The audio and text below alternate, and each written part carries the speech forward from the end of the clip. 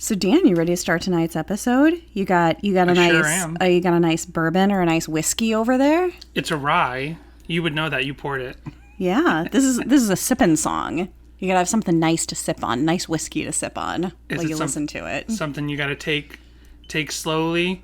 You gotta enjoy it, like we've enjoyed our time with Collapsible Lung. That's right, because this is our final song on Collapsible Lung. We're here at the end of Collapsible Lung, and we're just taking it easy, just savoring the last moments of our discussion of Relient K's greatest album.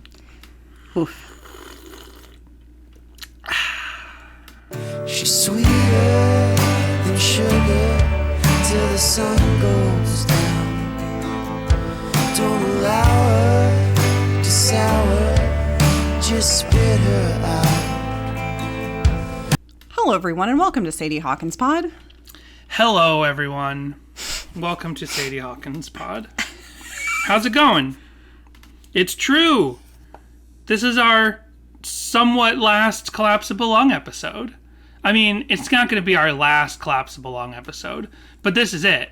We'll have covered every song on Collapsible Lung. It's the first album that we've finished. Yeah. In the history, in 107.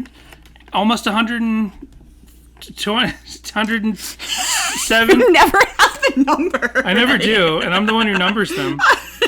In all these episodes, it's the first one where the album is finished. Let's look.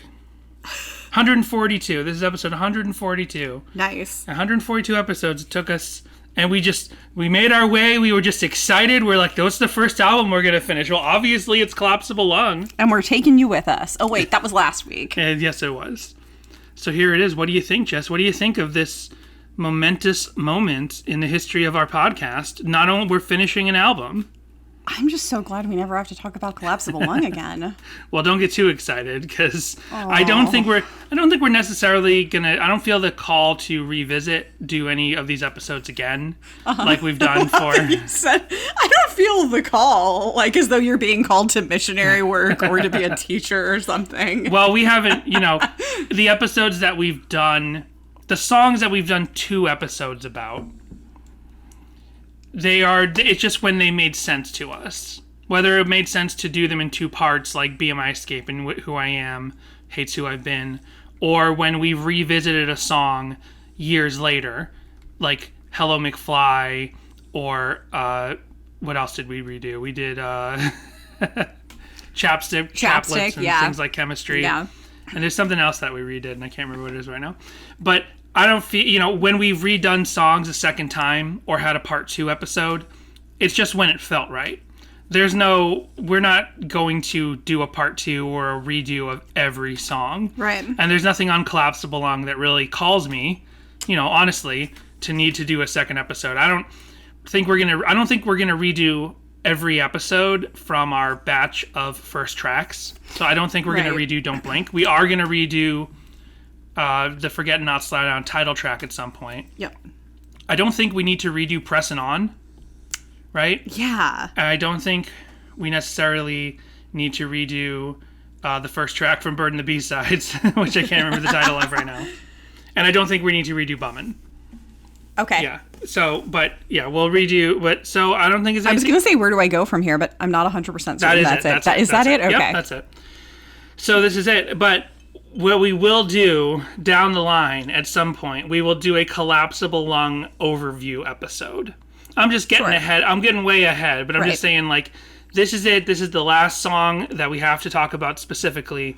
But, once we've let it sit, we'll do a revisit of the entire album. And not as a Patreon episode, but as a regular free episode. Yeah, we'll let it sit. We'll get away from it for a little while, and then we'll come back to it.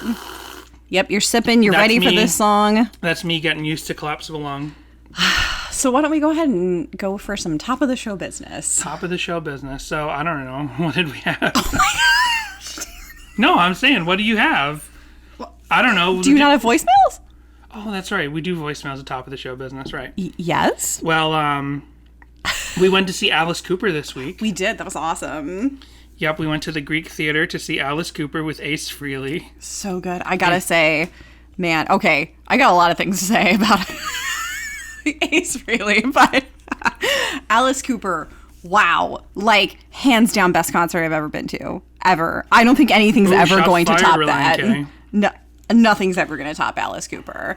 Until Relient K comes out and has, like, all of their members doing solos. They have a badass, like, female guitarist do a 3-minute fucking guitar solo, you know, and they chop off Matt Thiessen's head in a guillotine.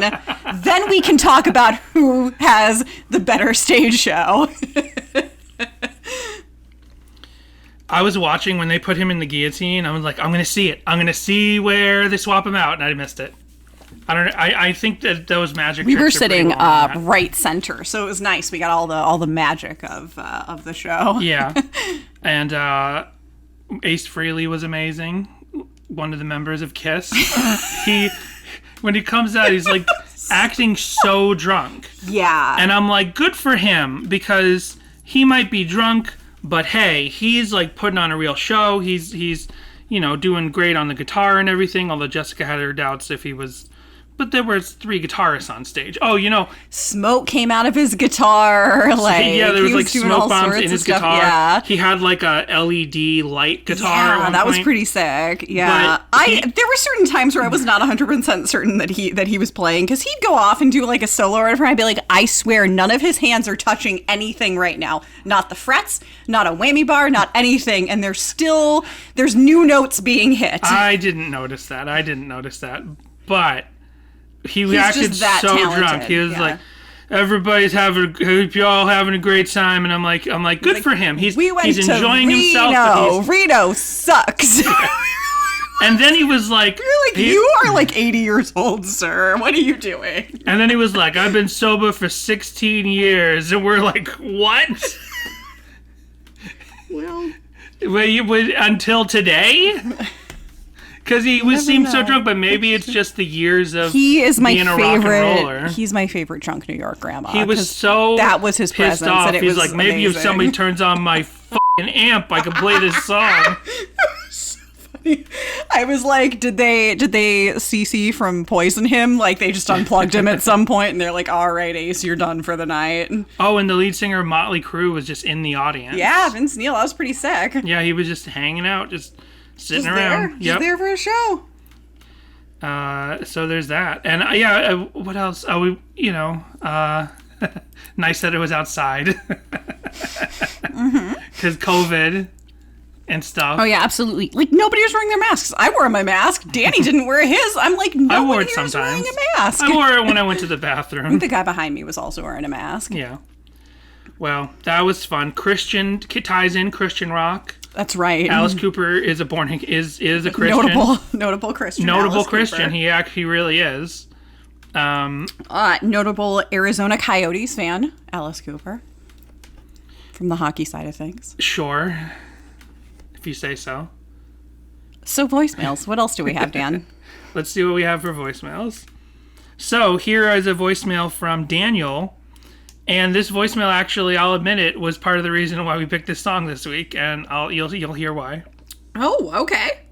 I mean, I picked the song this week. Right. And I heard this voicemail ahead of time, and you'll hear why I thought of doing this song this week. What's up, guys? It's Daniel. Just finished listening to the I'm Taking You With Me episode. My first thought is that, I don't know, I'm kind of surprised that the chorus is the part of the song that you guys find to be, like, out of place. Personally, I feel like it suffers a little bit from the same thing that Be My Escape does, which is that, like, the intro is, like, this kind of cool minor key thing, and then immediately, when it gets to the verse, switches to, like, major happy mode. I don't think it's quite as striking in this song, probably because, like, the guitar is basically the same, and, like, it doesn't switch from, like, guitar to piano. But, I don't know, that's my thought. I feel like the chorus in the song is pretty much in line with the verses, I guess. But, you also got me thinking about, like, what the most, like, deepest cut or, like, most obscure song from, like, each Relient K album would be. So I think for the self-titled, probably got to be Anchorage, right? Like, zero chance they've ever played that live. It's not even got any words. I don't know. It's a weird one. For Anatomy, I'd probably either say My Way or the Highway, or maybe The Rest Is Up to You. I think you're right on Two Left that From End to End is the most obscure deep cut song from that. I think that one's pretty obvious. I think it's probably My Girl's Ex-Boyfriend. That one just doesn't seem like one that they would, I don't know. I guess maybe Maintain Consciousness. One of those two, probably. For 5 score, yeah, maybe this one, or I know they've played it a lot, but Bite My Tongue, I sometimes forget about. Yeah, but I guess if they played it live, it probably disqualifies it. Forget Not Slow Down probably have to be If You Believe Me, because I think that's the only one they've never played live in any capacity, at least of the real track. Maybe, yeah, no, it's definitely that one. Collapsible Lung, I don't know. There's probably a lot of them that would be deep cuts on this one. Probably Sweeter, or When You... And then he got cut off there because the voicemail got filled up. And he calls back in a second. But yeah, he said Sweeter. Mm. And for me, I totally agree. So yeah, last week we were talking about, like, what's the deepest cut on an album. And I was also talking about how, like, you know, there are certain songs that only exist. Like, a band seems to... Different bands will create a song just to be on that album. Like, they need 10 songs or more. Right. And they have to write a couple of songs that they might not ever intend to ever play live.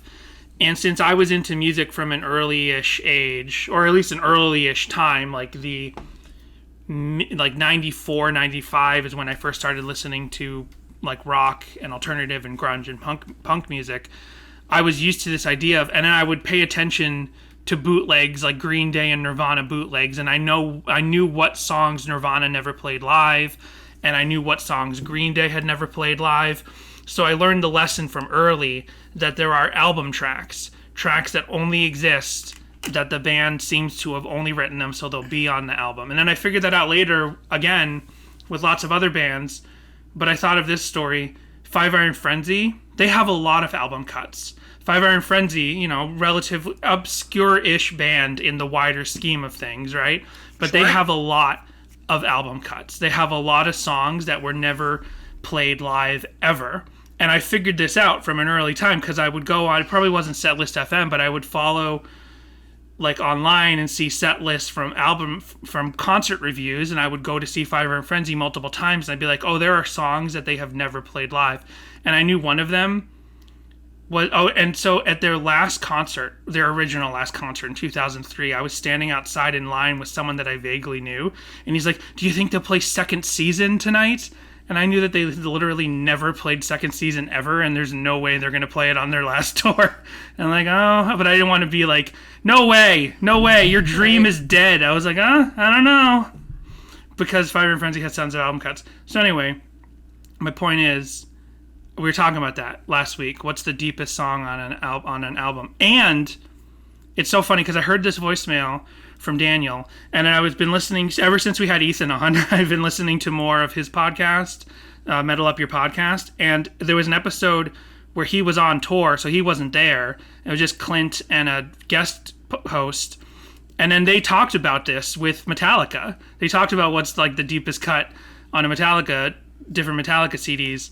Sure. And Clint said how there are album cuts, like there's, and he said the exact same thing we had been talking about. So I found that funny, and then it helped me solidify this idea. For something to be a deep cut, there's no set rules. I don't think for something to be a deep cut, I don't think there are set rules, but there are, like, parameters. It's like one of those triangles.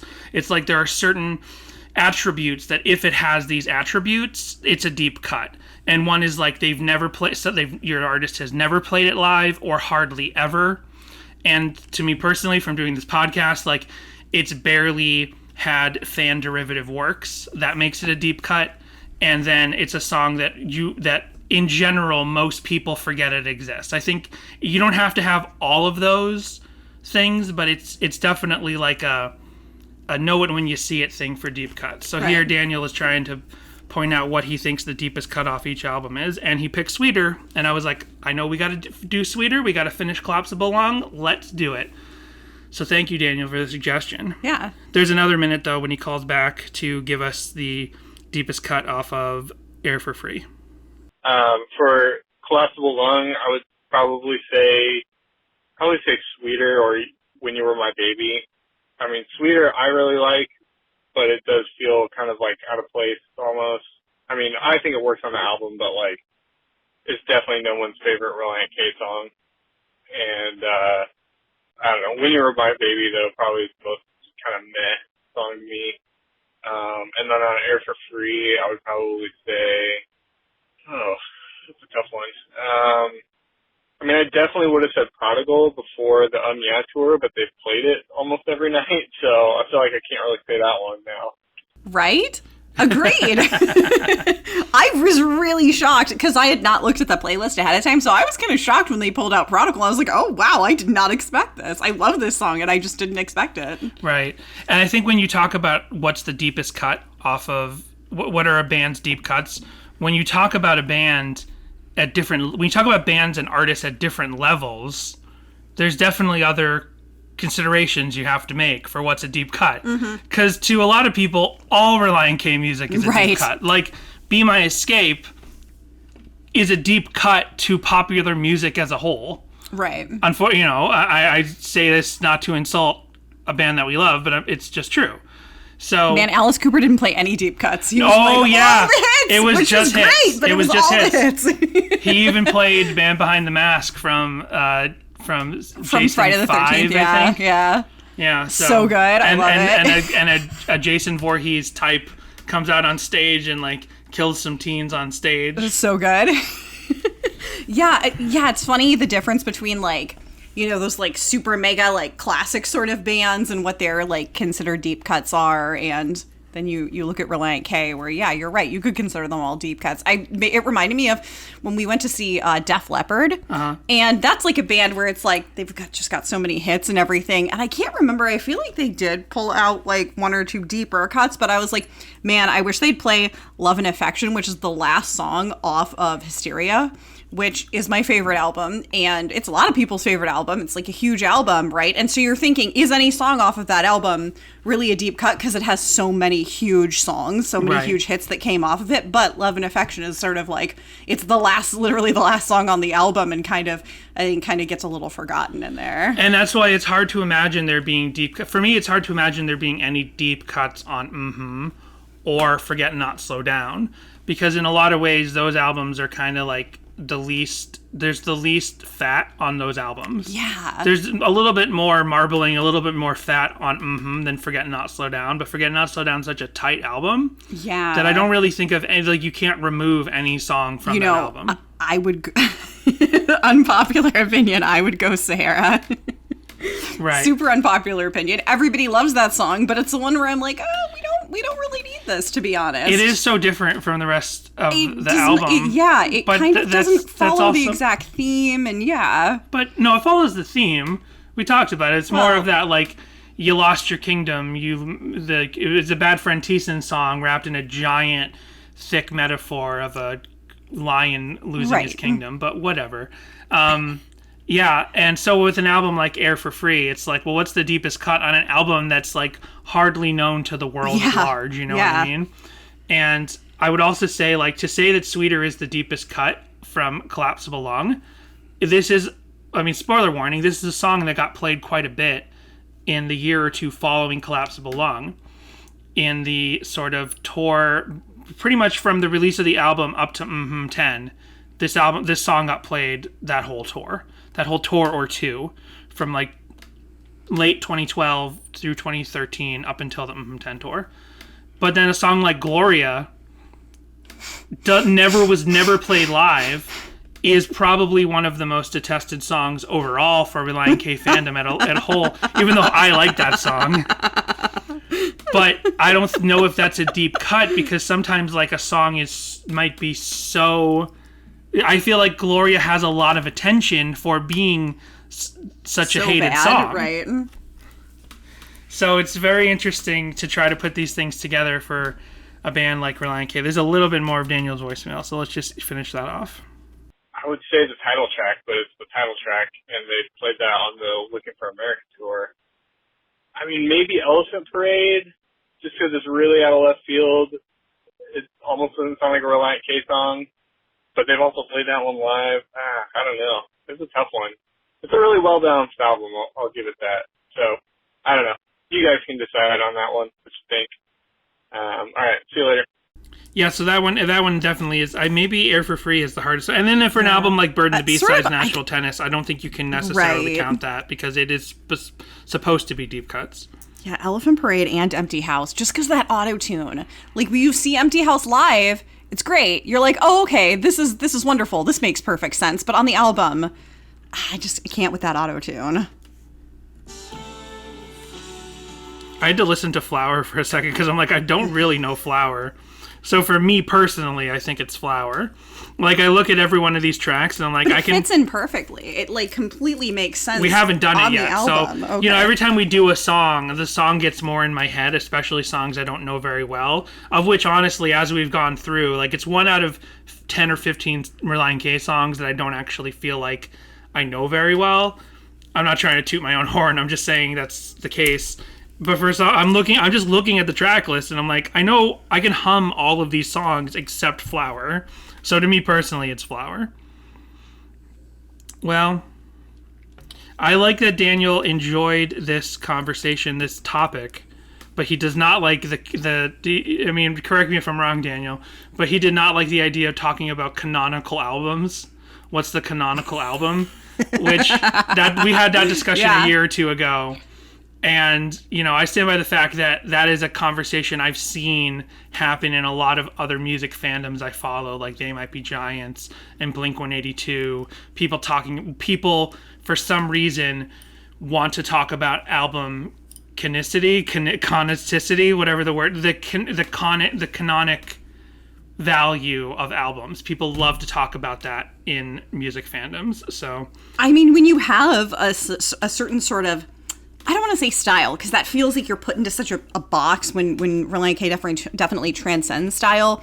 But when you kind of have a certain vibe, let's say, and you kind of get away from, you have one album that gets completely away from any vibe that you've sort of harnessed, and one would expect you to come at them with.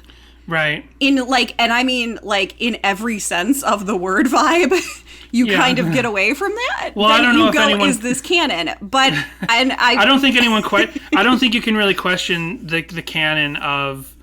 canon value of Collapsible Lung because it is their album. Whether or not you think it fits well in the canon, that's another discussion. But when we talk about the canon value of albums, I'm talking like, does Five Iron Frenzy's Quantity is Job Number 1, is that a canon album? To me, it is. To me, that is the album in between Newest Album Ever and All the Hype That Money Can Buy. That's the album in between. I don't consider All the Hype album number 4 or album number 3 or whatever. But I know a lot of people are like, well, that's an EP. And to me, I'm like, well, it's over 30 minutes and it's got like 15 songs. So it's an album. They called it an EP for whatever reason. And the same thing with Nashville Tennis. To me, that's a canon album. I will concede that it is album, forgive me now, 5 score is album 5, so 7 point 5.5, whatever. It's the half album between 5 score and Forget Not Slow Down. I think that another way of looking at like the quote unquote canonization of an album is also just like, while looking at Collapsible Lung, you're like, this album was written completely differently than any album before it or after it. This album was recorded completely differently than any album before or after it. And so I'm like, that's where I would look at from a canon sort of point of view, is it doesn't have the same vibes and it wasn't even recorded in the same kind of way.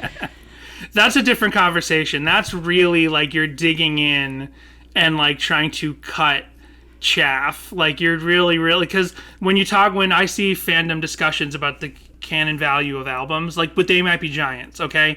They have a couple of B-side collections, which, like They Got Lost and Album Raises New and Troubling Questions, that are technically B-side collections, but they don't call... Oh, and A Long Tall Weekend. So those 3 albums, They Got Lost, Long Tall Weekend, Album Raises New and Troubling Questions, they consider those albums. Like when they put their discographies together officially, they put those in there.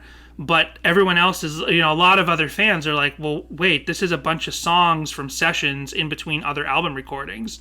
So isn't this kind of a B-side collection? And some of those albums even have literal B-sides, even though most of the songs on there aren't B-sides. They are just like odds and ends from in between album recordings. So people are like, what's the canon value of those albums? They're really talking about that. With Relient K, really all we talk about for this would be like the live album and Bird and the B-side / Nashville Tennis. But then you want to get into a real thing of be like, okay, no, let's really look at the canon value of Collapsible Lung. That's how I like measure my head canon, is that I like look at it. And this was actually going to come up a little bit later on this song, because one of the ways that I've sort of been able to validate this as like sort of writing this album off in my mind and not revisiting it and not really thinking of it much as a Relient K album, because you look at the personnel and that sort of thing, and where it's like you have entire songs that were re-recorded without band members, and so you come at it from a completely different still that we know of. Yeah. So you're coming at it from a different way. It was written completely differently. You have like co-writers on almost every song. Right. And so I've always sort of been able to push this album aside in my brain when I think about Relient K and their entire discography. And I was recently presented with a theory linking sort of the, for lack of a better word, canonization of Collapsible Lung in like what Thiessen in his songwriting brings to every other album. And it's painful and likely accurate. This song, like the other relationshipy songs on this album, does lend to that. Thiessen is very inspired by the women in his life, and this is clearly about a time when he was with someone or someones who he had a tenuous relationship with. And it was very clearly passionate and had high highs and low lows. And every song, that is relationshipy on this album does follow that same suit. So it's funny, maybe some of these were really happening. Maybe there really was banging after church with the kid in the other room. I'm just saying. It's so funny we spent 2 years ragging on the idea that this is not a story album. But John Schneck did say this is not a story album. We had him on the podcast. That is canon to this podcast, where he said Collapsible Lung is not a story from beginning to end like Forget Not Slow Down is. No. But based off of that, I spent the last 2 years saying, we don't know what in here is actually Thiessen's experiences. We don't know what is possibly fiction or experiences of the co-writers. But now, at the end of it, I do see with this song how there is a connection here to PTL and Boomerang, right? Yeah. I guess the number one thing that we talk about with the Lungy theory of this being a story album. It's not a story album, but it's likely that, like a lot of the other albums, there was a very specific individual in the songwriter's life that inspired a lot of art, and maybe their full story did not come out in it, but just whatever was going on at the time, as well as other influence from other songwriters. Right. I guess Relient K fans at the time, from 2009 to 2000, let's call it 14, for the year after this up to the year after this album, might have been spoiled by Forget Not Slow Down, where we knew very specifically 100% what it was, and I guess people were expecting that to be the status quo for Relient K. But to Relient K's credit, they have never kept an overall status quo from album to album. Every album, the tone has changed, some of the style and maybe not the genre overall, but some of like the sub-genre has changed album to album. And we see that consistently with album reviews, and definitely the way that I have, not retrospective, but from the time, contemporaneous at the time album reviews, we see like people saying like, man, Relient K has really shifted their sound here. They're really totally different. And then when you take the whole oeuvre together, you're like, well, it doesn't change that much overall. But yeah, for me, going back, 5 Score was a major change from guitar tone and style to me when I first heard it. And I'm like, whoa, this is really different. And I wasn't like against it, but something in my brain did fight that. And, then Collapsible Lung is like the biggest shift. So I feel like, when fans were spoiled with Forget Not Slow Down. It's an artistic achievement. Being such an artistic achievement. It's just, everyone's like, great. We think that, the Relient K has now reached this level and they're going to keep doing on the same trajectory of that artistic style. And it was like, okay, no, we're moving on to something else, as they do. To bring it to a big influence of Relient K, like Pet Sounds was a major achievement, right? Yeah. Super achievement. Yeah. It probably not on the same level of Forget Not Slow Down with the lyrical content being so concise and telling such a concise story. But Pet Sounds is a masterwork from beginning to end. Like everything flows into everything. But then the follow-up to that is Smiley Smile, and that's very debatable on just how much of a follow-up that is, right? And that's the one with Good Vibrations on it, right? Good Vibrations is just kind of like a catchy single tacked on to that album. Like, I'm not a Beach Boys aficionado, but forgive me if I'm getting this wrong. But that's how it always seemed to me. So it feels like, and maybe this is a slightly different thing, because at the time, Pet Sounds was not the success it should have been at the time, right? Right. So Forget Not Slow Down is critically the success it should have been, seemingly. Seemingly, everyone understood what an achievement Forget Not Slow Down was. So they were expecting... So Relient K makes their Pet Sounds, and everyone's like, oh, make Pet Sounds too. We're expecting Pet Sounds too. And that's not what we get. We get vegetables. We get vegetables. We get vegetables. We get chewing and talking about how good vegetables are. So, yeah, because I was for the last 2 years, I was so against this idea of the Lungy theory, and how there is that article that was kind of popular in the fandom at the time of the guy who listened to it in his church gym, and the parents at the gym were very upset about the line "sexy, you're looking so sexy," and he was embarrassed. And then this was a fan article we found in some previous episode. Right. And how he was like, wait, I just realized it. This is a sinful person that Relient K is singing about, and they come back to the Lord in the end. It's not. That's I never not believed what it that. is. Yeah. But I find it funny that there's no beginning, middle, and end. Right. But what I find funny now is, now that I'm seeing that this probably is... Sorry, I closed my phone there. April's story.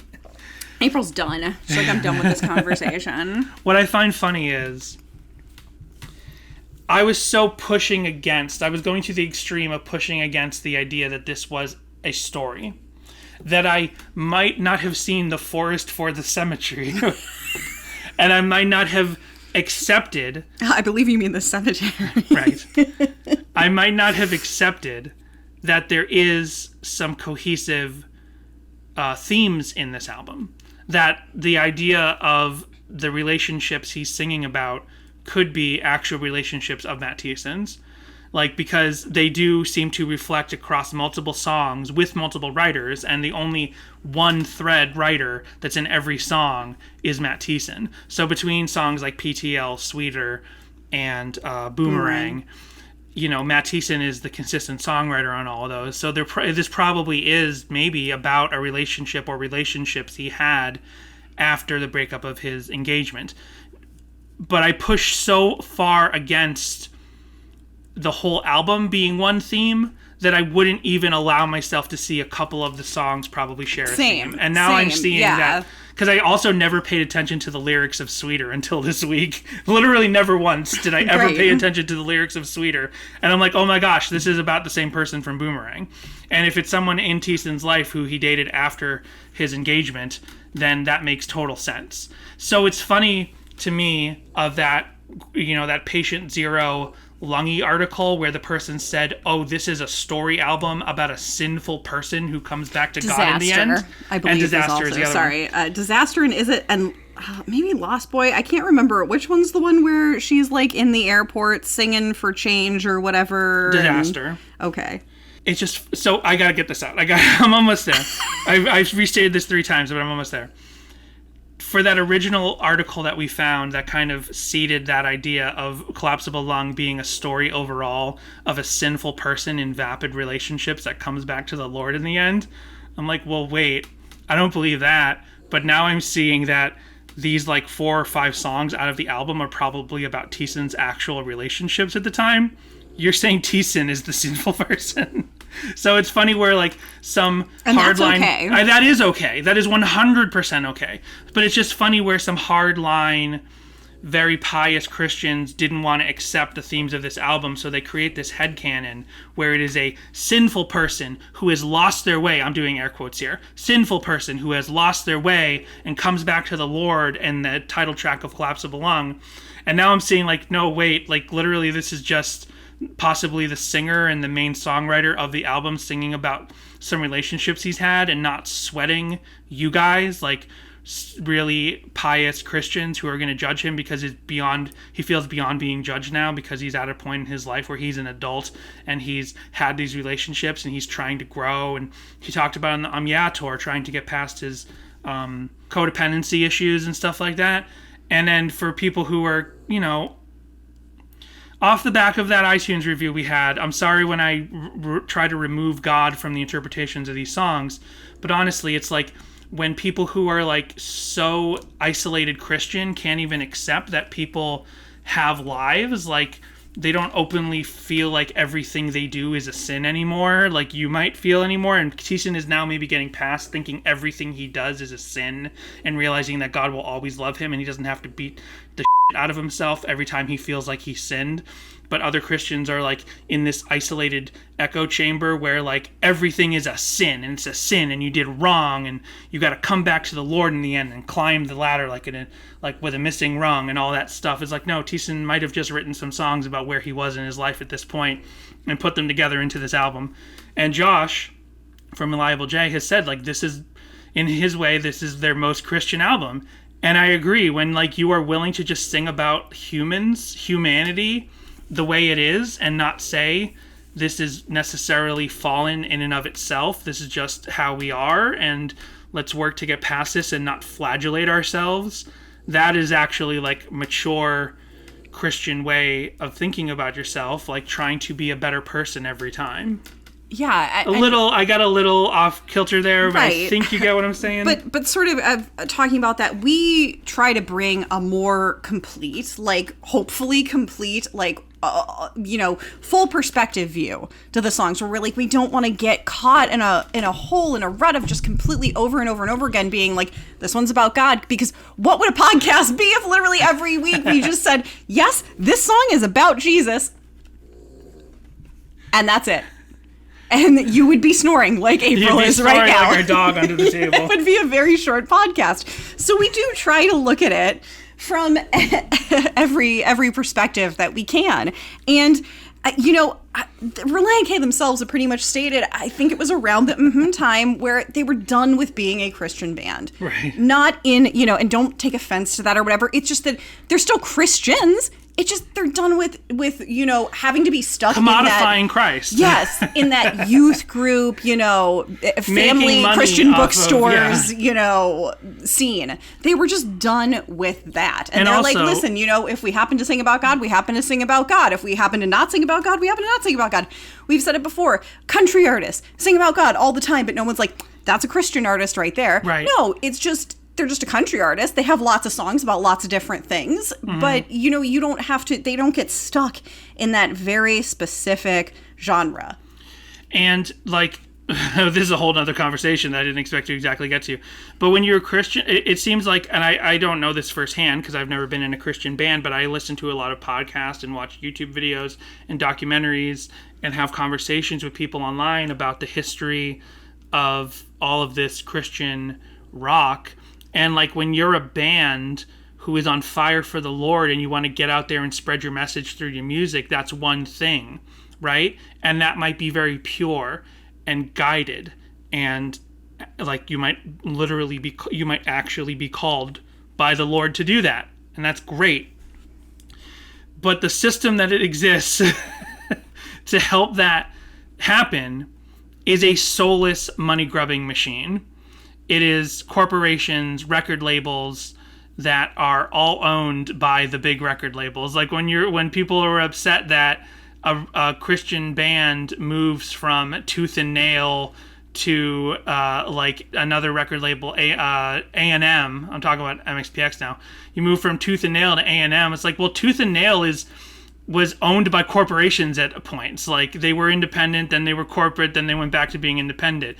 And Goatee Records is all part of one umbrella under other corporations, and they can run independently. It's like all this big they're part of Capitol. Like, Relient K didn't even know they were going to be published on Capitol until it happened. So. And I wish I should have wrote down, sorry, that's my phone. I should have wrote down what episode this was, because it was the most amazing thing when Reese Roper talked on his podcast, Pickle and Boot Shop, about like the history of the Gospel Music Association and how it was basically like, you know, the Gospel Music Association. It was started to like spread gospel music and like publish gospel music. And at one point they were like, oh, there's Christian rock, and oh, there might be money to be made here.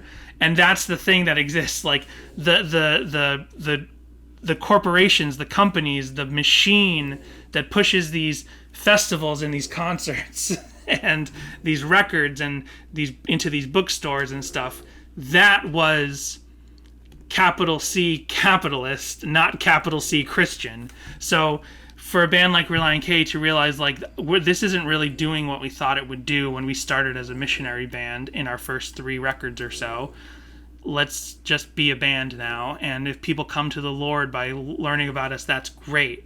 But when we push it, it's a whole nother thing that is not, the system isn't set up to actually save people as much as people within that system might actually want to save people. I didn't expect to get back on this conversation from Sweeter, the song. So since we've already been talking about it a little bit, let's finally dive properly into Sweeter. This is my favorite song on Collapsible Lung. I know. I knew that, and it's so weird. And this is the song that I have literally...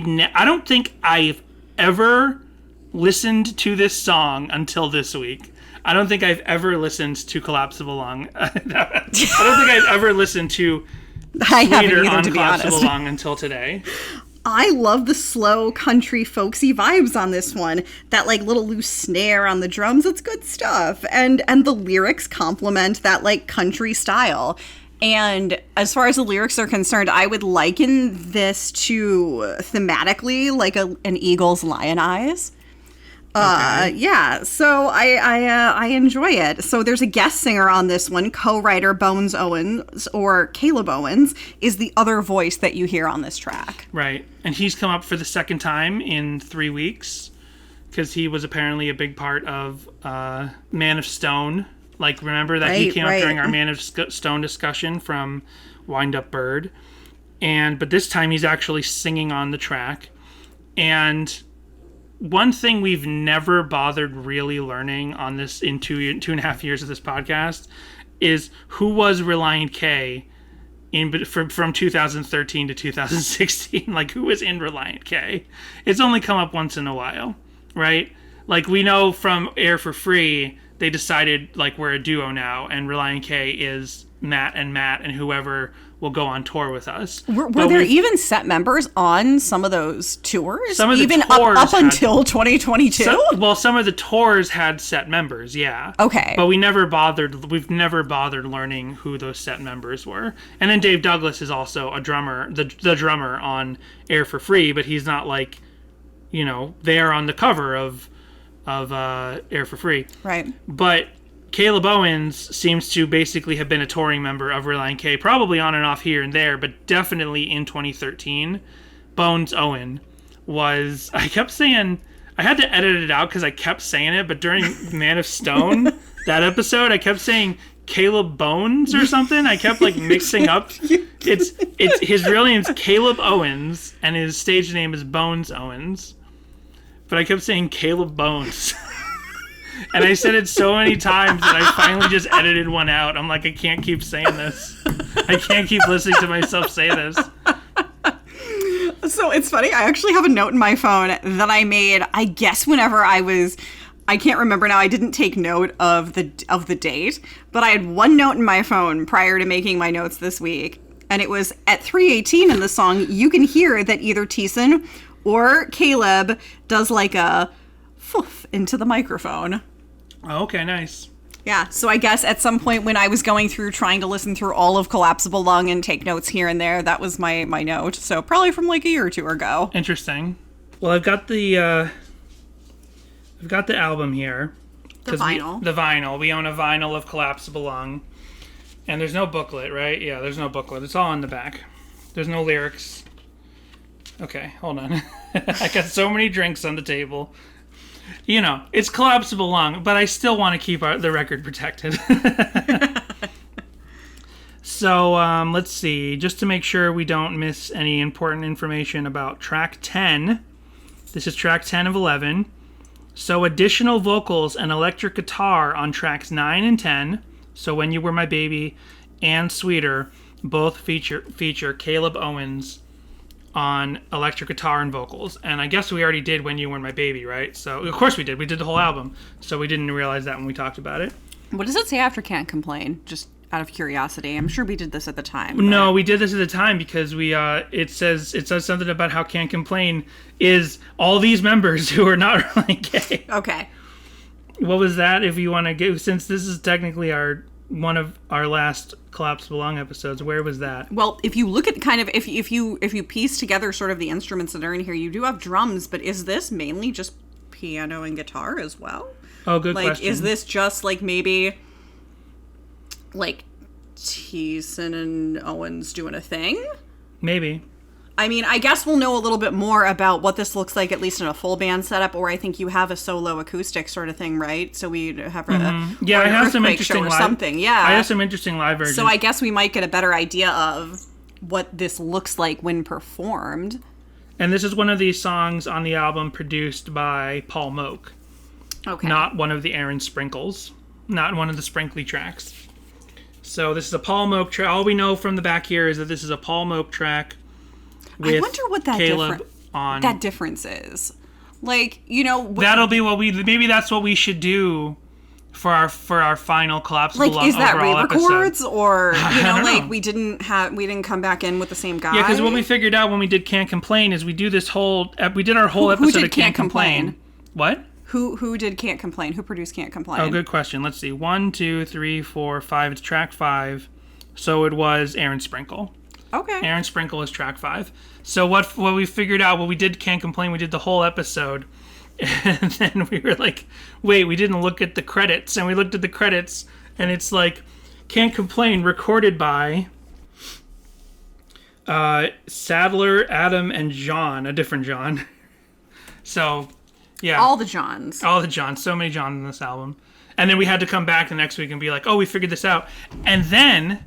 when I started listening in the last year or so, in the last couple months, to Metal Up Your Podcast, Ethan talked about that without mentioning the names Relient K or the album Collapsible Lung. They were talking about a Megadeth album, of all things, and they were talking about people coming in, or maybe they were talking about Metallica, but I think they were talking about Megadeth, and basically like people coming in and replacing tracks on an album. And he's like, yeah, that happened to me in a band I was in, and it's like, we had this song and blah blah blah, and I came in and that it was printed, and we figured out it was like, this song's on the album, and he looked on the back, and I'm like, he's got to be talking about Can't Complain. But anyway, we're talking about Sweeter. So yep. This song has a melody, has a chord progression that feels very 90s to me. very much of that sort of adult contemporary, sort of soft rock side of the 90s, Sure. like a Jewel, or like softer songs by bands like Collective Soul and Bush, and like grunge bands that had softer songs, and Right. Alanis Morissette. There is a very 90s folk rock, country-ish vibe to this song, but more specifically the chord progression in this song hits a nerve and makes me almost think of some specific 90s soft rock adult contemporary song, and I can't quite place it. I'm like, is it a Goo Goo Dolls song? Why is it so close? It's like something in the chord progression here is just so close to another song, and I can't quite place it. And yeah, it's interesting that it's kind of like a little bit of a country song, and it's a little bit of like a torch song. I never realized it's kind of a breakup song, and it's a metaphor for how the girl herself is sweet, but then if you keep her in your mouth over until the night falls, it's a very odd metaphor of this song overall. The girl is sweet, but if you keep her in your mouth until the night falls, she becomes bitter. So it's like just like she's sweeter than sugar till the sun goes down, and it's like she's just nice till the sun goes down, and then she's like a totally different person. Right, but it's like when she sours, just spit her out. Right. So it's a funny, odd metaphor. Apparently, this is like a girl who's like really chill to hang out with during the day, but is this the metaphor? This is what it feels like to me when she's ready to go out and party, or when it's nighttime. She's just like more difficult to deal with. Is she sundowning? Does she have some sort of like? I think it's more of like a behind closed doors kind of thing. Right. I guess so. Like, you put on your face when you're outside and, interacting with other people, and then you get home and you're kind of like a different person, sort of. Okay, there's multiple ways to take yeah. it. The first way I took it... I know you don't take it that way because you and I are exactly the same no matter where we are or what time of day it is. Right. But because of... I guess because of Boomerang and how that talks about hanging out at a bar and the hoodies in his car and all that stuff, when I put this song together in my mind with Boomerang, I think of like her hanging out at a bar at night. Like at nighttime, this might not be the intent of the songwriters, but this is just how I first interpreted it, actually listening to it for the first time this week. That like she's really nice to hang out with during the day and she's chill, but then at night she wants to drink and get rowdy and get wild, and then she's bitter, and maybe she gets a little too into it and is like difficult to deal with when she's been partying or trying to have a good time. Why are you stopping me from having a good time? Well, if you go down to verse 2, I think this might be a bit more about infidelity, which is why I brought up the eagle's lying eyes, because it says, "Wonder if she knows that I know where she goes when she says she's with her friends. Yeah, everything grows old, can't try to stop it, and all comes to a bitter end, but I don't pay no mind." Right. Yeah, I did. Yeah. That makes sense as well. But then that also still kind of goes to I don't have any proof that it's about her being a party girl, but that falls in line with my whole cloth theory that she's a party girl at night. Like she's going out at night with the gals, and she's hooking up with other guys or whatever. Or maybe she's just having an affair with someone else at night. I mean, I kind of viewed this as sort of like a boomerang, them being on again, off again, that they're both kind of cheating. Because in the first verse, she looks good in your clothes, climbing up the staircase. Back to bed you go again. Even when her eyes are closed, can't keep from staring. Oh, the trouble you got in. Okay. So verse 1 and verse 2 lead me to think, oh, maybe this is about like they're both kind of sneaking around. Like it's almost like they're waiting for each other to close their eyes so they can sneak out that night. Or something. Maybe that's not the actual idea that was intended, but that does, she looks good in your clothes, she's going up to bed. It implies that he's still downstairs while she's walking up to bed, and she puts on his clothes, and that's like a sweet thing. Like they like being together, but someone's got their eyes closed and they're looking at other people, staring at other people, or whatever. Something like that. Sure. you know, like I wait till you fall asleep and then I go out at night. That never happens. And you can't do that because if Jessica gets up to go sit... Gosh, Danny, I have to go to the bathroom. Danny's like, oh, where'd you go? Where are you going? And I'm like, oh my gosh, I am going to get more water or I am going to the bathroom. Usually both. Or God forbid, like she couldn't sleep, so she gets up and just goes to watch TV. Like so I can listen to like TV at like a normal volume, which I usually keep on my phone instead of turning on the bright TV. I like sit on the couch with my phone, but just like turned up all the way. And he's like, "Where are you? Where did you go? What's wrong?" And I'm like, "It's fine. I just wanted to watch YouTube." My panicked, sleepy brain when this happens usually is like something's wrong. Something's wrong with Jessica. She needs me to call 911. It's not like she's leaving me or where are you going. It's just like, oh my God, are you okay? Why are you getting out of bed at 3 a.m? I know that's not logical, but it's like I'm half asleep and I'm confused and I'm scared that you're suddenly not there. So I know you could never sneak out at night and have an affair. Yeah. Where are you going? Where are you going? And you'd be like, I'm going to hang out with my affair. And I'm like, oh, all right. Can you get butter on the way home? And I'm not worried about you because it's very rare that I'm asleep before you. Usually I just lay there awake and like reading on my phone until like 3 a.m. So I said this is a sippin' song because not only were we like sitting and having a nice drink as we go, but the can't drink enough to wash her down. And the way they sing it is in a very like that very country sort of, you know, sitting around having a whiskey kind of manner. Right. And to contradict Daniel a little bit from his earlier voicemail, you know, I feel like this is a pretty Relient K-ish song. Maybe aside from the lyrical content, which has been debated ad nauseum on both our podcast and online for 9 years. Oh yeah, we're coming up on the 10th anniversary of Collapsible Lung pretty soon. You think they're going to tour for it? Absolutely not. Hoping for new music, so hopefully there will be a tour, and they'll be like, Collapsible Lung too. Here's two one or Collapsible two Lung. Collapsible Lung. Two Collapsible Lung. So to contradict Daniel a little bit, I feel like, you know, when we started this podcast and I did not really know this album very well, I was like, well, are the only songs on here that really sound like Relient K are Don't Blink and the title track Collapsible Lung? And I've stood by that this whole time. Like, I don't think any of the other songs in between track 1 and 11 sound like Relient K songs as we have ever known them. But then I was listening to Sweeter, and maybe because like we've gotten deeper in the catalog, and we were listening to a little bit of Wind Up Bird this month, I was like, I could see Sweeter being like a cool down track between some other songs on a more traditional Relient K album. Maybe not exactly with this lyrical content, but I could definitely see like a demo version of Sweeter existing on Nashville Tennis EP. I mean, this is a very thirsty... Yeah, for sure. Yeah, this is a very thirsty and horny song. That's one thing that I was not aware of. And so maybe a song this thirsty and horny wouldn't be on Nashville Tennis.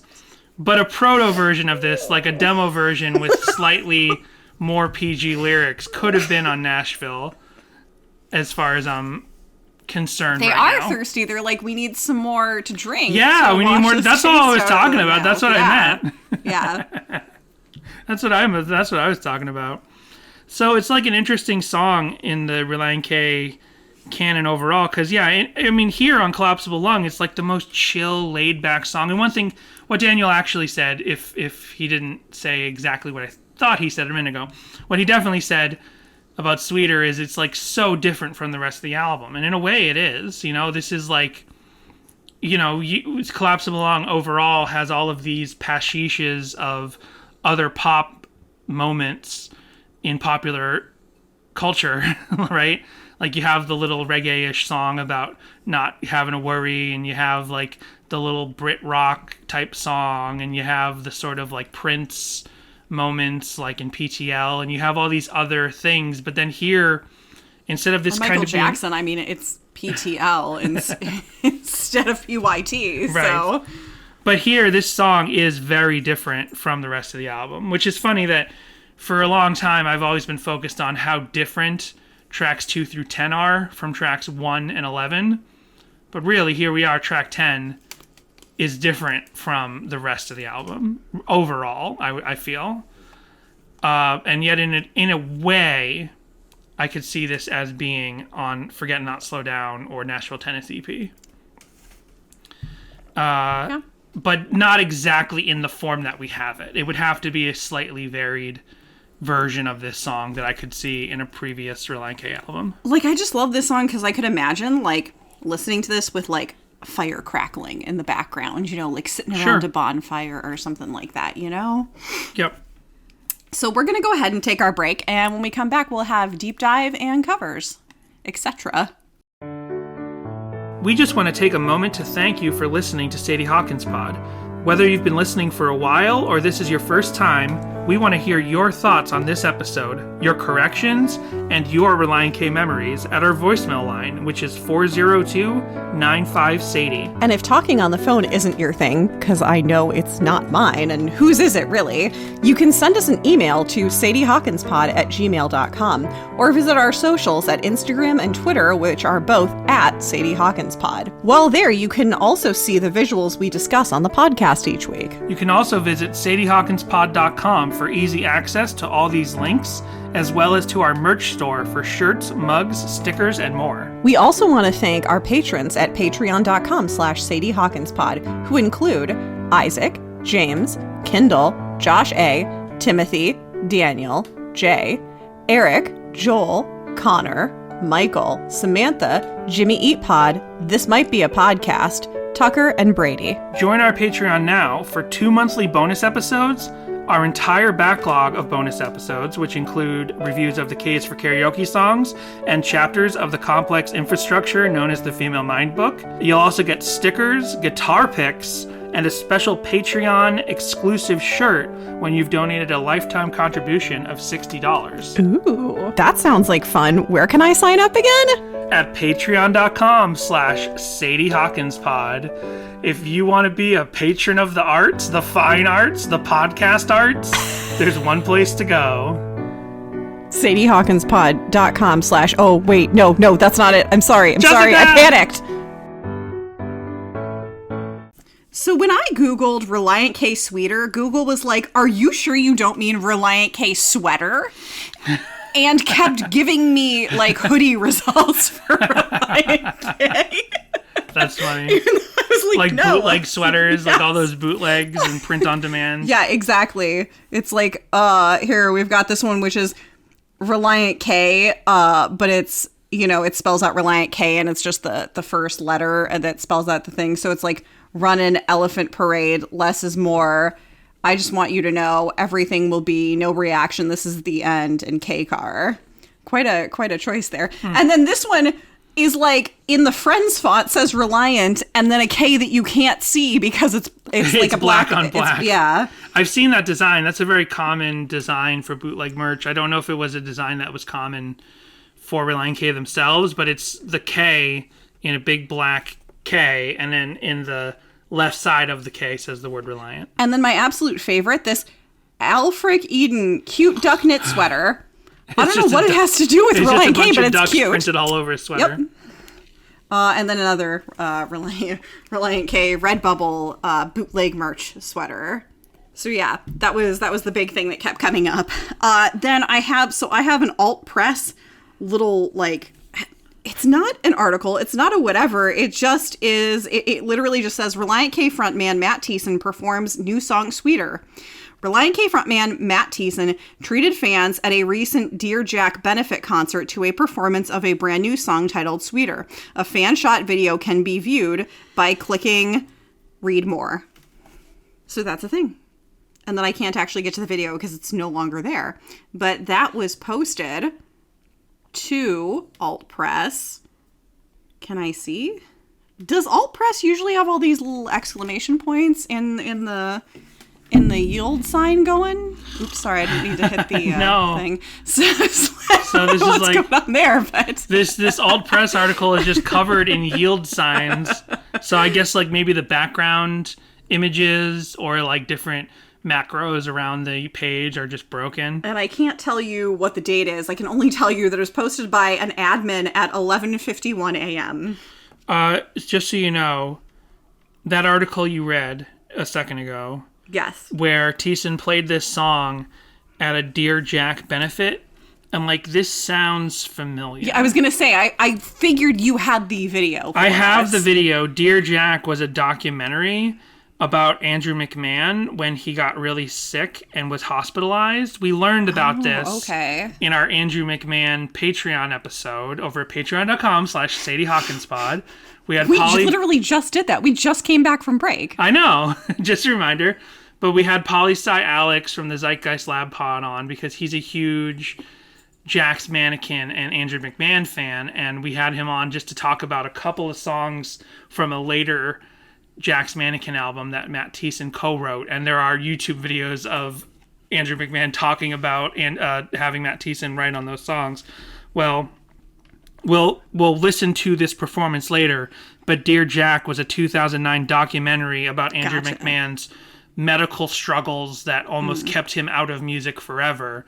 And then I guess, apparently I'm taking from context, that when the film was released, Jack's Mannequin played again, and Thiessen opened solo, and he performed Sweeter there solo on piano, because I have that video. All it said on the YouTube video was Thiessen solo opening for Jack's Mannequin. Gotcha. But apparently it was a benefit concert for that documentary talking about Andrew McMahon's medical trouble.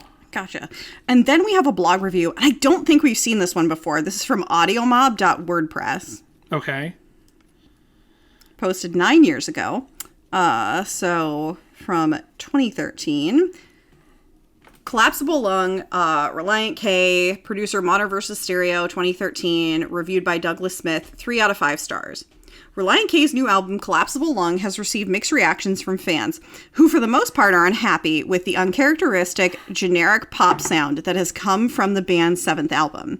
As a lifelong fan of Relient K, I must admit that I am surprised. How old is this person writing this? Back in 2013. As a lifelong Relient K fan, I must admit that I was surprised by what I heard for the first time that I listened to the new album.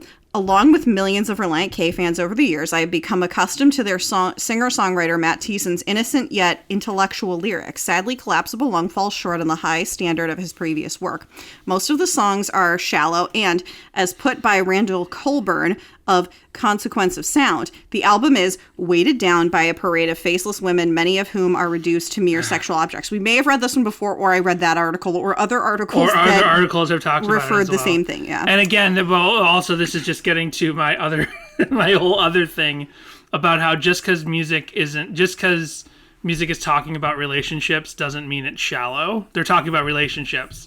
Like, I don't know what the definition of shallow is in music, but I don't think most people use it correctly. Just because something might seem and who said this is a parade of faceless women? It might just be one faceless woman. Right. There is even a song about a one-night stand, If I Could Take You Home. So maybe we have done this one before.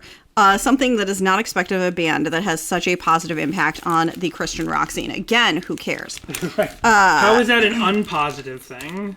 I know I'm not completely aloof. I get why you think it's not positive, but I'm putting the record back in the safe. I feel like we have been here before, so I'm just going to jump down to where they talk about Sweeter. It's a relatively short article, but I'm just going to talk about Sweeter. Okay. Because they do single it out, which is why it popped up this week. Gotcha. Sweeter is one of the few songs on the album which has been slowed down and has a country feel about it. It captures the old Relient K style in terms of quality, but the message behind the lyrics is again questionable. Can't drink enough to wash her down seems too worldly. A lyric to come from them. Again, who cares if it's worldly? I'm going to drink a little bit more to watch this review down.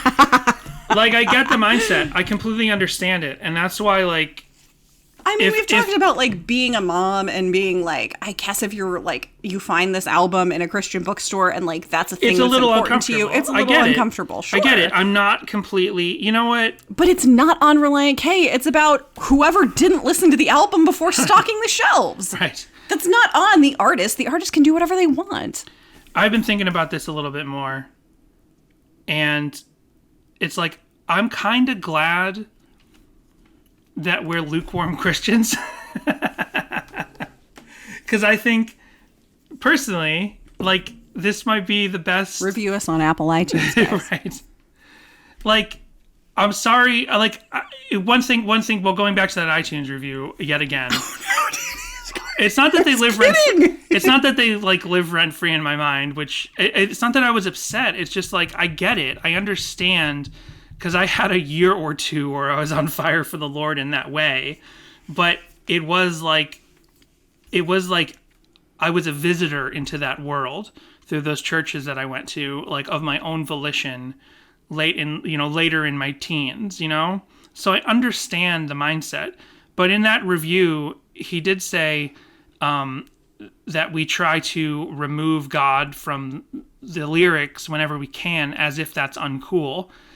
And one thing I realize is that I never think it's uncool to sing about what matters to you, no matter what that is, including God. If someone sings about something that they believe in Christ, in God, whatever your religion is, there's nothing like uncool about that overall. I just do think that Relient K is deliberately a band that tries to straddle a line to be understood and heard by everybody. So I think that there are people who try to like put too much judgment on Relient K if they want to just sing a regular song about regular relationships. Like, I don't think that this is vapid. I don't think that this is meaningless to sing about a relationship. And like the hardest line end of it is like Forget Not Slow Down, which is a masterwork of heartfelt, true emotion. And then for people that when we did our 1-star review Patreon episode from reading through 1-star reviews of Forget Not Slow Down, where people were like, why is every song gotta be about a girl?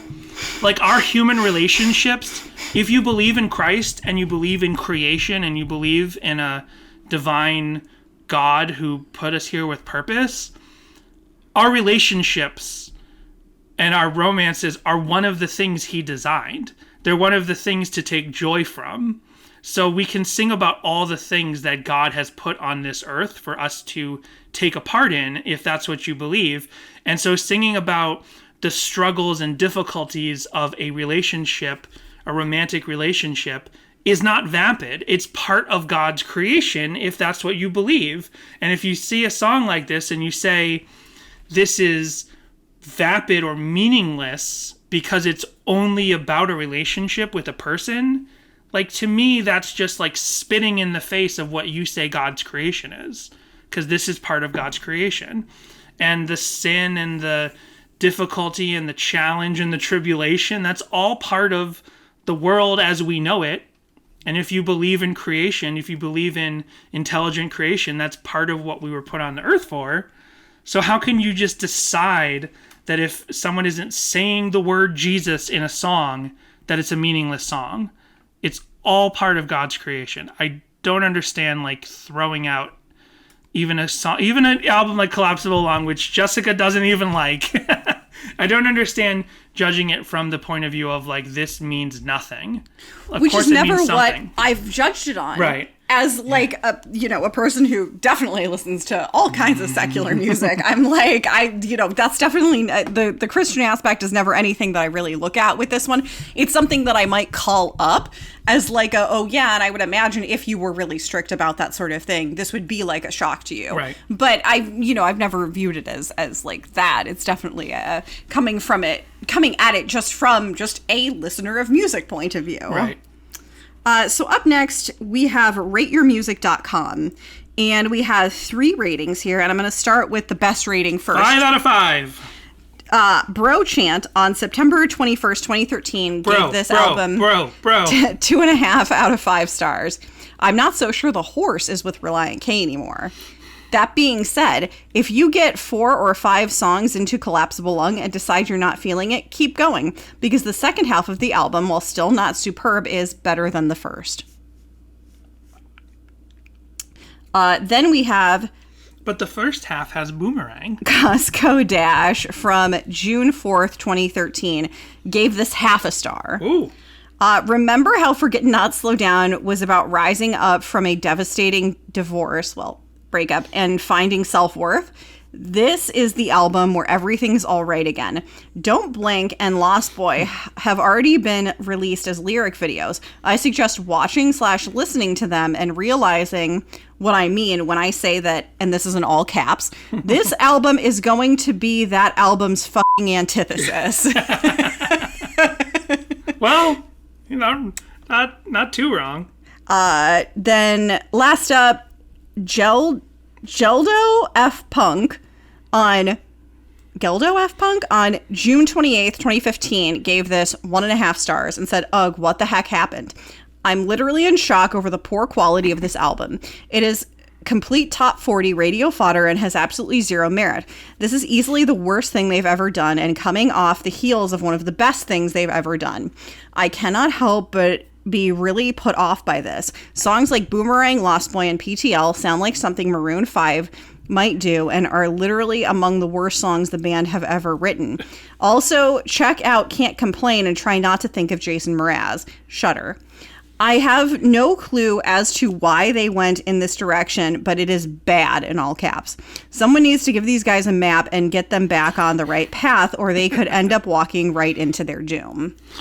And I think that's really just, what we keep circling around and trying to put out there, but I don't know if we are, which is just that it's the only thing that makes Collapsible Lung as bad as it is that it is the follow-up to Forget and Not Slow Down. Mm-hmm. Coming off of what is arguably the band's best work, most meritable work as an art piece, to this was just such a crash. If this had come out after 5 Score, I don't think it would have gotten all the hate. I don't think that it would have been as bad because you already have sort of a pop sensibility going with 5 Score. So, you already have songs like, Must Have Done Something Right and things like that, which were, sort of a more pop sound of that time. Where then if you went to this, would you just be like, oh, this is like they were slowly moving in this direction or whatever? But because you have this masterpiece that is Forget Not Slow Down, and this is the follow-up, that's what it's always going to be held to. It's hard to imagine a world where Collapsible Lung follows 5 Score. I'm just saying. I get what you're saying. I do get what you're saying. I'm just saying. Because there's like 2 songs on 5 Score that are like radio pop friendly. Right. But then all of a sudden you get an album where 9 out of 11 songs. Nothing on Forget Not Slow Down is radio pop friendly. There's not even a video for that album. Exactly. So I'm saying that's your thing is that if you go from an album with a video that presented itself with a lot of integrity, like Forget Not Slow Down, even from its marketing and release strategy, presented itself with like all this integrity, the having no video and the artwork and then you go to this, which I'm sorry is schlock, and that's what I'm sorry, but like arguably is.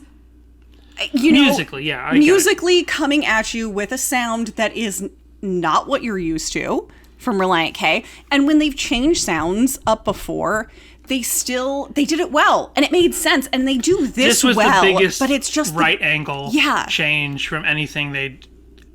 Yeah, when everyone at the detriment that it's after Forget Not Slow Down. When fans and reviewers have complained about the changes between album to album, it's like they were incremental changes, but this was just the biggest 90-degree turn from everything they'd been doing, so it's true. You even put this out after an Air for Free, and you just go, oh, okay, I guess this is what they're doing. Yeah, I've said before that I think Air for Free people might have hated that album more if it came out after Forget Not Slow Down. Like, I think without Collapsible Lung in between, I think Collapsible Lung is such a left turn that, it was like that Air for Free felt like a course correction in some ways. That Air for Free has some of the concepts of what Relient K might have been going for with Collapsible Lung, but bringing it back onto track of being more traditionally Relient K with having these different pop sensibilities, but with their, there's nothing on Air for Free that specifically sounds like all these different artists, like everyone talks about with Collapsible Lung, where this sounds like Jason Mraz, and this sounds like Maroon 5, and that sounds like My Chemical Romance, which I didn't agree with. They said Gloria was My Chem. I don't know if, as an artist, if you can even do anything at this sharp of a turn and not be criticized. Because I think about it happens how, all the time. Yeah, lots of artists have made sharp turns, but they'll still be criticized, or it takes off and it plays into their style. I think it just depends on what their fandom is and what they've played previously. Like John Mayer always does different styles, but everything he does still makes sense. Right. And you could say, well, it's like, John Mayer trio stuff. He's doing like sort of a heavier, like brings in almost elements of acid jazz stuff. And if you look at like what his original was, you're like, oh, that's a huge turn. But it still made sense, and he still did it in a way that felt right. Right. And I think this just didn't feel right. Sorry, I'm playing with a screw. I'm playing with a screw on the table. I always need to fidget with something. We got new pop screens. We did. There they are. Danny. So, and this is a leftover screw and bolt that we didn't need to put them on. How's our peas sounding? Pop, pop, popcorn. Popcorn from the parade. I think I had a harsh S or P earlier, but right. I think I was just a little too close. Well, and, since this is our last Collapsible Lung song, I'll say it again. I do think that this is just my theory, that Forget and Not Slow Down was such a harrowing experience, from the writing to the recording and everything, that from very early on, as early as like 2011, 2010, there were interviews with Thiessen saying, I'm going to bring in a bunch of my friends to help co-write songs. And I think he might have been burnt out on writing these kind of like very personal songs in these very like deep, quote unquote deep, meaningful musical styles, and he wanted to do something that was just pure fun and pop and radio driven, and probably a little bit tinged with some of the pop songs that he was helping to write for other artists, and he just wanted to do this because he deliberately was burnt out in a way. Sometimes when you talk about burnout, it's like a director or an author or a music artist, like literally just doesn't want to get back out there, doesn't know what they want to say anymore. I think it's a different kind of burnt out. He was just possibly kind of burnt out from that style of that kind of Relient K, and wanted to do something completely different in order to feel like he still wanted to do it. Otherwise, there might be an alternate universe out there somewhere where after Forget and Not Slow Down, maybe that was it for Relient K. Like Relient K was done after Forget and Not Slow Down. I do wonder, when in a world where Matt Thiessen and the Earthquakes has existed in at least his headcanon forever, why you say, well, you know what, I just went too hard on this last one with Relient K. Maybe I want to write some stuff with some friends. Maybe I want to do whatever. Why is that not a side project? Why is Collapsible Lung, not Thiessen and Friends, not whatever, not a side project? I don't know. Why is it Relient K? And I think is it a contract issue? Is it something like that? Is that where that comes in? Because there's got to be. That's my question. Is just, okay, cool. You're burnt out. You delivered this epic masterpiece. Take a break, dude. Go for it. That's cool. But you want to do something else. Okay, I totally get that. I understand. I think it's just coming from this under the mantle of Relient K and what you've just put out that makes it sort of difficult to process and listen to. And it's kind of, we talked about this a little bit with the Matt Thiessen and the Earthquakes thing. And we've also talked about it with all of this happenings of the trajectory that Relient K was on for years and years and years. An album every year. That's f***ed up. Like an album every year from 2000. Yeah, but look at Alice Cooper. Right. Dude's got a massive discography. Right. But from 2000 until 2009, there's a release every year. An album on average every 2 years. Like an album almost every year, sometimes 2 years apart, but then like an EP or a B-side collection or something every single year for 9 years, right?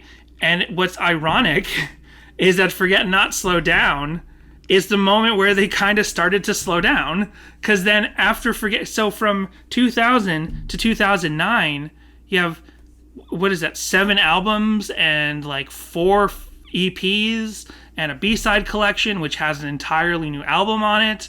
So much in that 9 years. And then the 9 years from after Forget Not Slow Down, you have 2 albums. You have 2 albums. Oh, and a Christmas album. I forgot the Christmas album is in there in the first 9 years. So what's ironic is that Forget Not Slow Down, that's when they slowed down. So then it's 3 years until Collapsible Lung and another 3 years to air for free. And now we haven't had an album in 8 years. And it's just like, and this is something that has happened to a lot of other bands of Relient K's exact generation, where they were on this course of having to release an album every year, having to constantly tour, doing 300 shows in a 365-day year, possibly 400 shows, just constantly touring. And Thiessen has had this idea for Matt Thiessen and the Earthquakes in his back pocket forever, but by the time of the band just keeps growing and growing and growing and growing.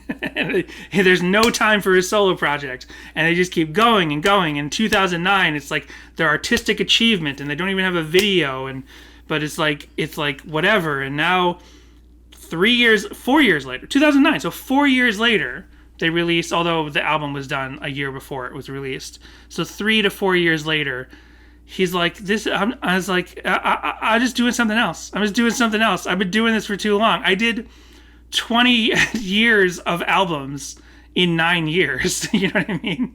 It's like that Beatles trajectory, but at least the Beatles weren't touring constantly all year, every year.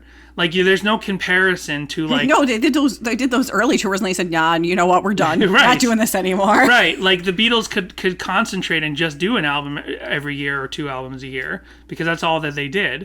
I was just trying to think of any other artists. Like, I know Fiverr and Frenzy was on a similar trajectory where they had an album every year, but also Fiverr and Frenzy gave up by 2003. So it's like this. So for Relient K, it's like they kept going. They're the version of Fiverr and Frenzy that just kept going after 2003. So it's like it's not surprising to me, maybe in the story of Relient K, if we ever really learn any of like the secrets of why Collapsible Lung was exactly this way, like, because they haven't really given a lot of interviews explaining this album. Like, they've either never felt the need to explain it, or they just haven't. Like, I don't know, they just haven't specifically talked about what this was, and all this fan speculation from both sides. And there could be a reason for that, right? So it's just, I just tend to lean on this idea that like Thiessen was probably burnt out, and he's like, well, maybe I just want to do this thing and just make it this thing, and we'll see how we come out the end of this. And for whatever reason, everyone's been very diplomatic about it, but almost the whole band leaves. Ethan and the Johns are like, okay, well, you want to keep touring? We can't tour anymore. We've been doing this for a long time. We can't. That's like John Schneck's official line on it. It's like, we couldn't keep touring after so many years. We had families and stuff. But if there's other reasons, I don't know. It's all, this is, I mean, in a way, Collapsible Lung is Relient K's most interesting album. And with that... And you can never take that away from it. Danny, what do you have for us? Let's see. What do I have? As we go into another extra long episode. So this song was played a lot in 2013 on the first tour post Collapsible Lung being released.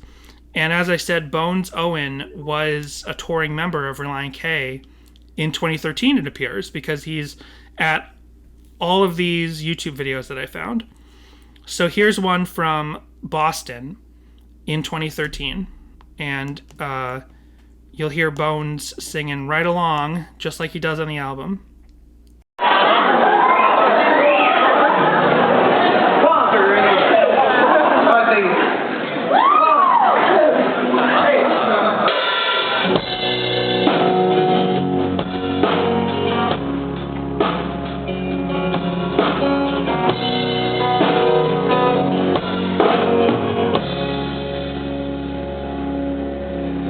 Looks good in your clothes. I'm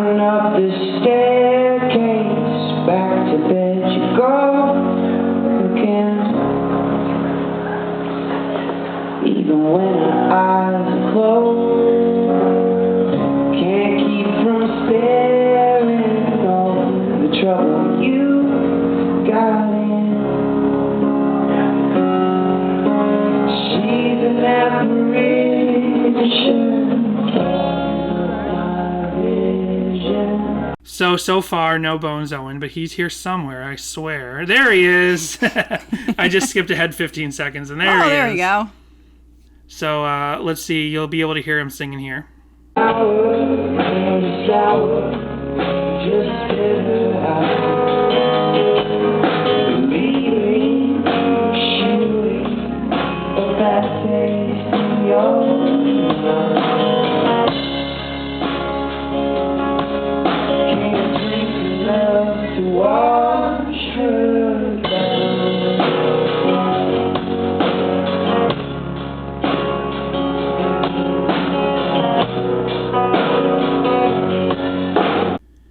This is at the Royal or the Royale in Boston, which I've never been to, and it's uploaded by SwitchGoo89. Nice. So that's okay. That's pretty nice. Nice little laid back song.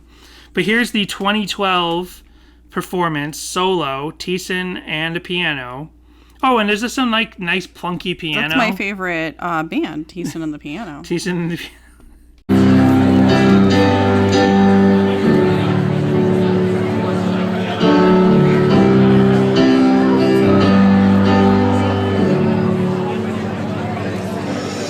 Looks good in your clothes, climbing up the staircase, back to bed you go again. Even when her eyes are closed, can't keep from staring. Oh, the trouble you got in. She's an apparition, fogging up my vision, but I don't pay no mind. Oh, she's sweeter than sugar. What do you think? Nice. Beautiful. It's nice. Yeah. It's almost nicer on piano. I also didn't think of this. I never thought Just of like this. a nice solo piano. Yeah, I never thought of this. By this point in Relient K's history, they're a very piano forward rock band. Mm-hmm. Especially from Five Score and Forget Not Slow Down. They're such a piano forward band, but that's not part of the DNA of Collapsible Lung. Whatever piano exists on Collapsible Lung that I've never taken note, you don't think of Collapsible Lung as being piano forward pop punk. Right. So that is also probably a reason why it feels so different from other Relient K. April just plopped down like a little pig on the ground. She's so cute. But so to hear it just as a simple piano solo song reveals a little bit of Relient K DNA from it for me, and also helps me to think of this along with Don't Blink and the title track as being kind of the most Relient K songs on the album. Yeah. So the comments are funny. This was uploaded by Jessica Witt 9 years ago, and this is from that Jack's Mannequin benefit show. That's right. If you listen to this podcast, you love that Jessica Witt. Yes, you do. I love it. You don't. I love Jessica's Witt. So this is from a time 9 years ago when YouTube didn't correctly label connect replies on comments. So it's a bunch of comments that are replying to people that aren't connected. Right. So the original uploader says, with no connection to who she's replying to, "I'm excited too. It was amazing. I went to the second to last performance and they played Constantine, which was just amazing." That's Jack's Mannequin. So never mind that one. Oh, okay. Never mind that one. But then Kaylee said, "I cannot wait for RK's new album. I'm already in love with this song. Thanks for posting the video. How amazing was Jack's Mannequin?" And then CM Warren, spelled just like that Warren, so I don't know if this is a relation of John or not, but it says, "Looking forward to the new RK album. Thanks for posting." And then Christine Hahn says, "What an adorable hat," because Thiessen is wearing kind of like a Oh, gotcha. kind of like a Bing Crosby hat. You mean like a hat that men of the 40s would wear? I think so. Well, also it looks like a baseball hat to me. It might just kind. be a baseball hat. I It's can't kind of tell. hard to tell because it's a low-res video and they're further away. It looks like one of those baseball hats, like a Leave It to Beaver kind of hat, or like a Bart's Lucky red hat. So I guess the comments aren't that funny. It's just like funny how everyone's like, I'm looking forward to the new album. It's like, are you? How are you going to react to it? Are you going to go on ratemymusic.com and shit all over the album? Well, to be fair, only 3 people did that, so. And then here's one other live performance of the song from 2013 with Bones in the band. This is from NYC, from that same 2013 tour.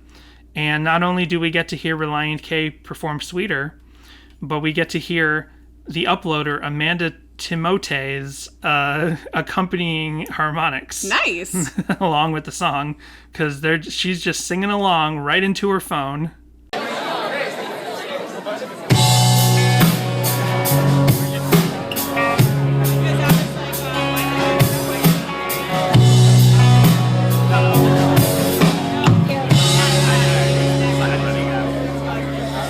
Looks good in your clothes. Climbing up the staircase, back to bed you go again. Even when her eyes are closed. It's like a live vocal cover. It is. It's a live vocal cover. People need to be respectful. Don't talk during a concert. Don't sing during a concert. No. Don't dance during a concert. Just shut up, sit there, record the footage so we can see it later on our podcast. I took some videos at Alice Cooper and I was so concerned. I was like sending them to people. I was like, man, I hope they can't hear me like singing along in these videos. I'll be so mortified if it's like some of the stuff we find every week. Let's skip a little further in and see if Amanda's still singing 1 minute and 40 seconds in. I wonder if she knows that I know where she goes when she says she's with her friends. I like how she struggled with that lyric. Like, if she's her friends with her friends. Keep slowing it down a little bit. She's just trying to keep tempo. Yeah. Well, that's sweet. It's nice that people enjoy concerts. It's sweeter than sugar. So now we can get into covers, and there are no fan videos, no shipping videos, no AMVs. But what we do have is the Piano Dreamers. After I this could think commercial. of a bunch of ships that would work for this one. I know, right? Yeah. People get out there and make shipping videos to Sweeter. To be fair, Twilight doesn't really fit in with this one. So, I mean, that eliminates at least half of them right there. Protected. Okay, that ad's over. Now it's time for the Piano Dreamers with their cover of Sweeter by Relient K. And Piano Dreamers always coming at us with the weirdest selections of what to cover. Right?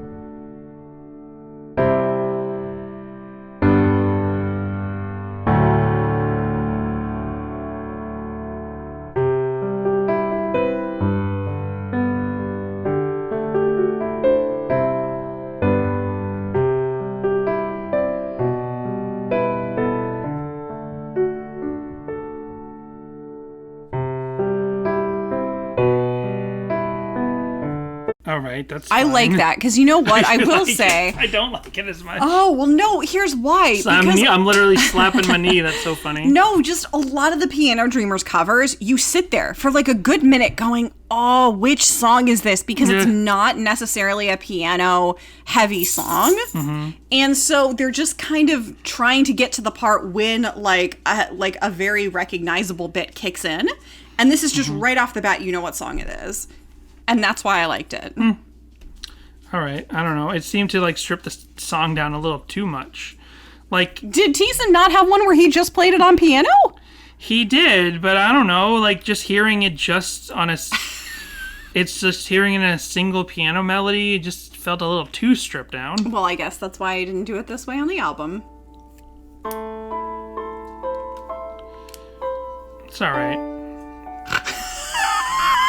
It's missing the lush complexity of the album Collapsible Lung for me. Sounds like an Andrew Lloyd Webber reprise. So here's a sultry female acoustic cover, which I know Jessica always likes those kind of things. It's, nice. Ilia or Leia, I don't know if it's an L or an I. I-L-I-A, Kate, has this upload from 8 years ago of a sweeter acoustic cover. Believe me, she'll leave a bad taste in your mouth.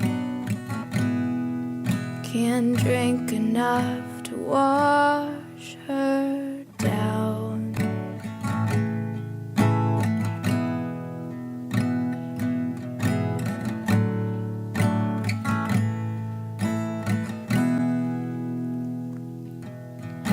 I wonder if she knows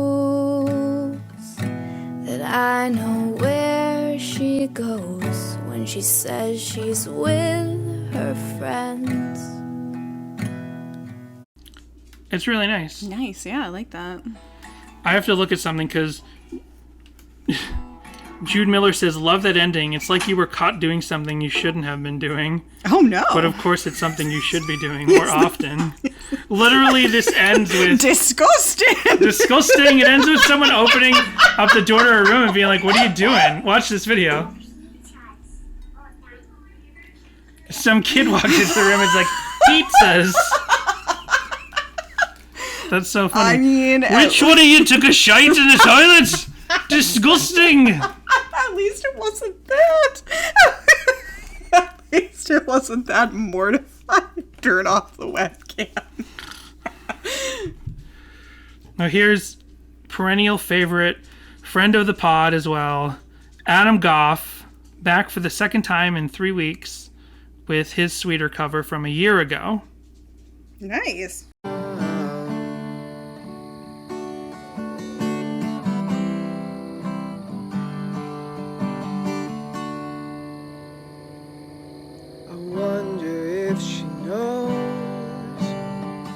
That I know where she goes when she says she's with her friends. Oh, everything goes on. Can't keep from stopping now. Comes to a bitter end. But I don't pay no mind. She's sweeter than sugar till the sun goes down.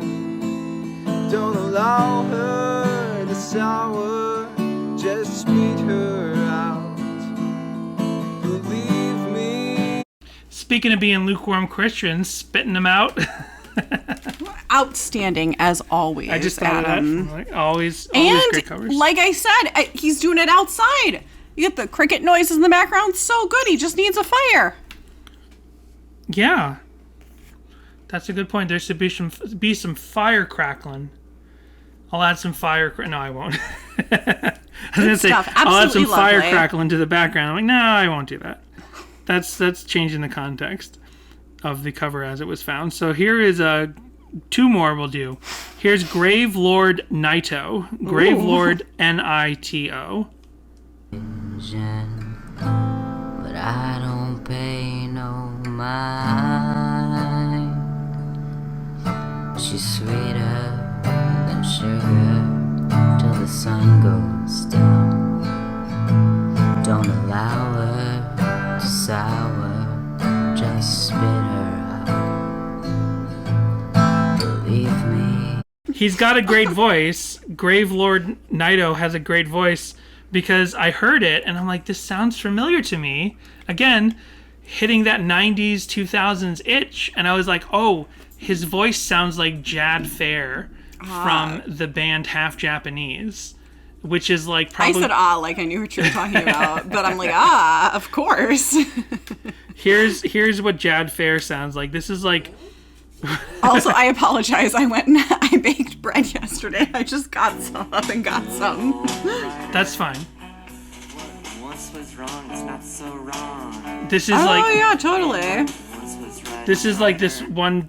Like, when I tried getting into indie rock and emo music, like, Half Japanese was on a lot of people's lists. Like, Half Japanese isn't really an emo band, but, like, when emo wasn't fully defined yet, this would end up on some lists in, like, in the late 90s, Half Japanese and Jad Fair, and they had a documentary, and I listened to it. So it just reminded me of that, and it was, like, interesting to hear. Gravelord Naito, I definitely recommend you go check out the rest of their cover. And here's the last cover we'll play. Now, I told Jessica, Jessica heard me playing this cover in the room, and I'm like, oh my God, Jessica, do you know what this person's name is? And she's like, what? And I'm like, I'll tell you on the podcast. I couldn't quite hear it because I was sitting right next to the air conditioning unit, so. Right, and this won't be bleeped because we only bleep gratuitous swears. Oh, goodness. Here is the cover by My Dear Asshole.